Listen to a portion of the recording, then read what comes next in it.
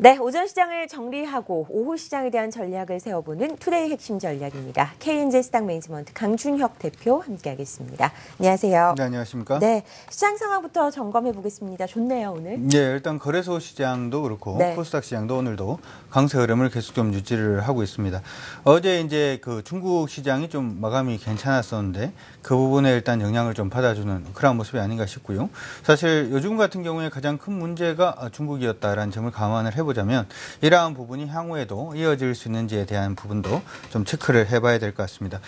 시장 안에서 계속 얘기가 나오고 있는 것이 지금 시장의 이런 상승 자체를 기술적인 반등으로 볼 것이냐 아니면은 추세의 복귀로 볼 것이냐에 대해서 얘기들이 굉장히 많이 나오고 있고 거기에 일단 외국인들 매수 부분에 대해서도 좀 얘기가 나오고 있는 그러한 상태인데 사실 아직까지는 외국인들이 뭐 강하게 매수를 해주고 있지는 않은 그러한 모습입니다. 그런데 이제 좀 긍정적으로 볼 수 있는 부분이 몇 가지가 있어서 우리가 몇 가지 체크를 하고 가자라는 과정에서 좀 말씀 먼저 드려볼 수 있도록 하겠는데요. 먼저 이제 여러분들 다 아시다시피 이제 원화가 약세 흐름을 보이게 되면은 장기적으로는 우리 수출 기업들한테 좀 긍정적이다라고 볼 수는 있겠습니다만은 단기적으로 보자면은 원화가 약세를 보이면은 외국인들의 경우에는 환차 손을 입을 가능성이 굉장히 좀 높죠. 그로 인해서 외국인 자금이 우리 시장에서 좀 이탈되는 그러한 모습들이 많았었는데요. 차트 보시면서 하나만 좀 말씀을 드릴 수 있도록 하겠습니다. 지금 화면에 준비가 되어 있는 부분은 원달러 환율의 장기 추세 흐름인데요.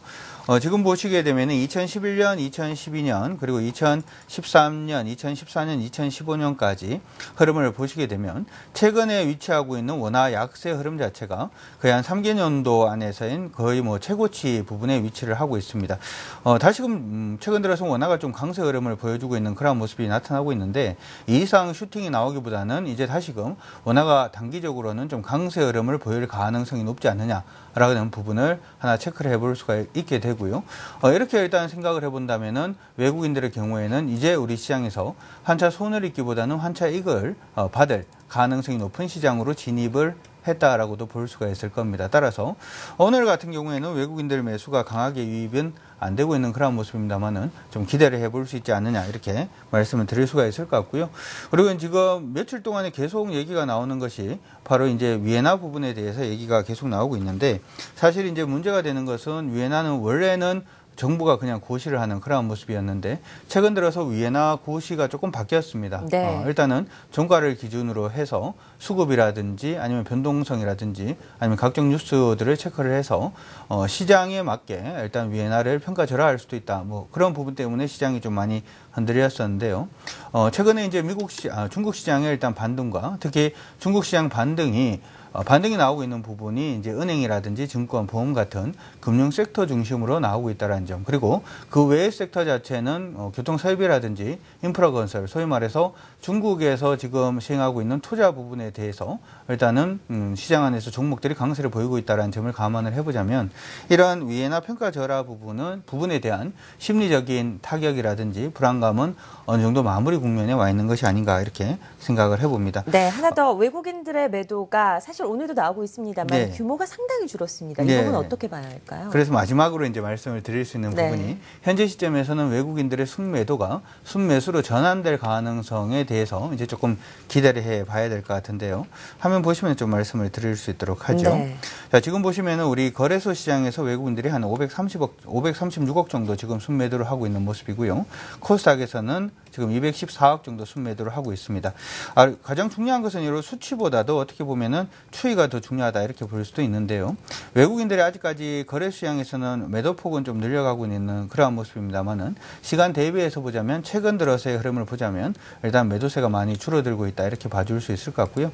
이러한 부분은 코스닥에서도 역시 뭐 비슷한 모습이 아닌가 싶습니다. 단지 오늘 같은 경우에는 기관들도 약간 좀 쉬어주고 있는 그런 모습이 보이고는 있는데 다음 주부터는 일단 외국인들의 순매수도 한번 기대를 해볼 수 있는 단기적인 흐름을 기대해 볼 수 있는 그런 시점이 아닌가 이렇게 말씀을 드리고 싶습니다. 네, 시장 상황을 네 가지 정도로 분류해서 분석을 해봤습니다. 관심 특징주 전략 세워봐야 할 텐데요. 어떤 종목들 좀 살펴봐야 될까요? 예, 오늘 오전부터 시작해서 지금 특징주로도 얘기가 많이 나오고 있는 종목이 바로 이 SK하이닉스가 아닌가 싶은데요. 네, 맞습니다. SK하이닉스 같은 경우에는 오늘 한 4.3% 정도 강세 움직임을 보여주고 있습니다. 재밌는 것은 오늘 두 두 군데에서 동시에 좀 리포트가 나왔죠. HMC 투자증권하고 메리츠정금에서 두 군데에서 리포트가 나왔는데 HMC 투자증권에서는 얘기를 할 때 SK하이닉스에 대해서 밸류에이션 매력은 높지만 현재 이제 반도체 부분의 수요가 조금 둔화가 되고 있는 모습이 나타나고 있기 때문에 목표가를 53,000원에서 5만 원으로 하향 조정하겠다. 뭐 이런 리포트가 하나가 있었고요.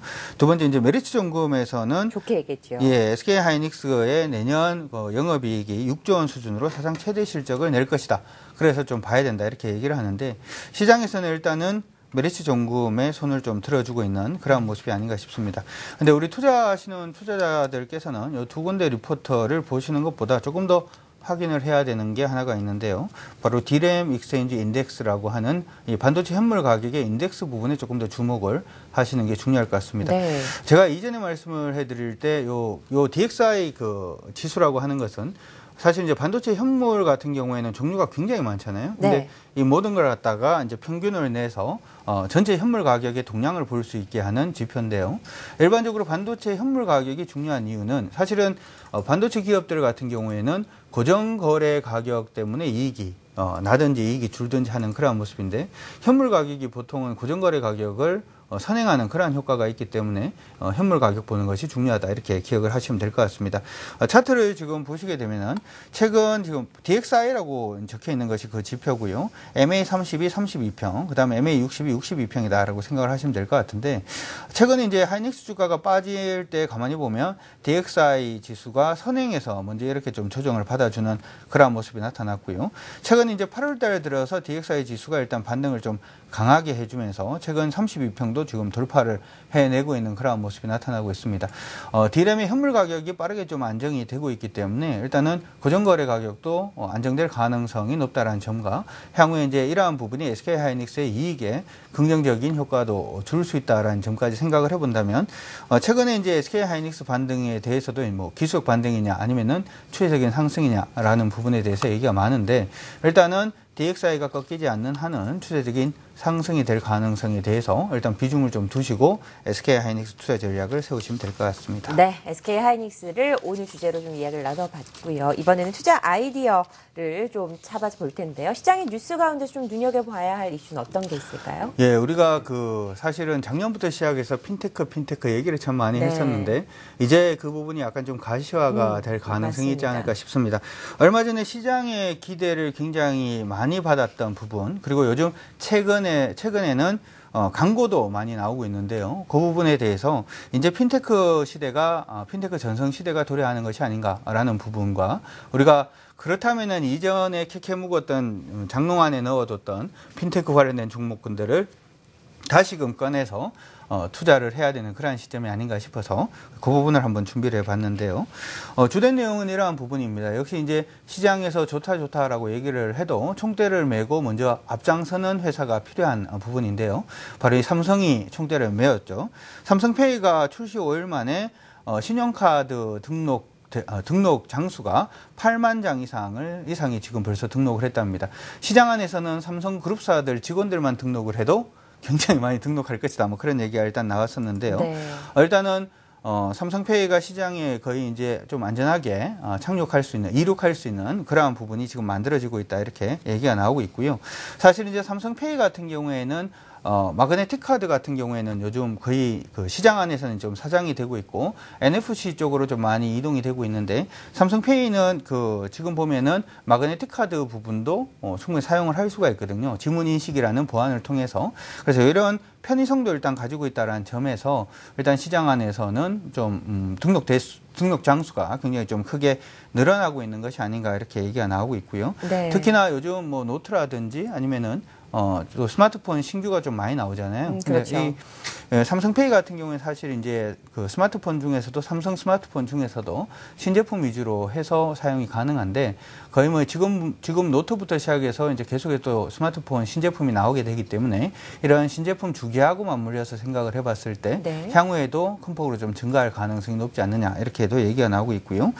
두 번째는 NH 엔터테인먼트의 페이코 아마 여러분들이 광고를 통해서 많이 보셨을 그렇습니다. 겁니다. 뭐 타고 가다가 뭐 5만 대 다 페이커를 붙이는 그런 광고를 보셨을 건데요. NH 엔터테인먼트의 페이커의 실제 회원이 100만 명을 돌파했다 이런 네. 얘기가 지금 나오고 뉴스가 있고요. 나왔죠. 예, 한번 사용하고 난 다음에 재사용률 자체도 50%가 지금 넘고 있다라는 얘기가 나오고 있습니다.